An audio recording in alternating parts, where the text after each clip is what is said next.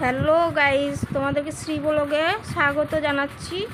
Good afternoon. এখন বিকেলবেলা 7টা বেজে যাচ্ছে। আমার কাছে ছোটো ছোটো বাবুসোনারা পড়তে এসছে, ওদেরকে আমি প্রত্যেক দিন পড়াই।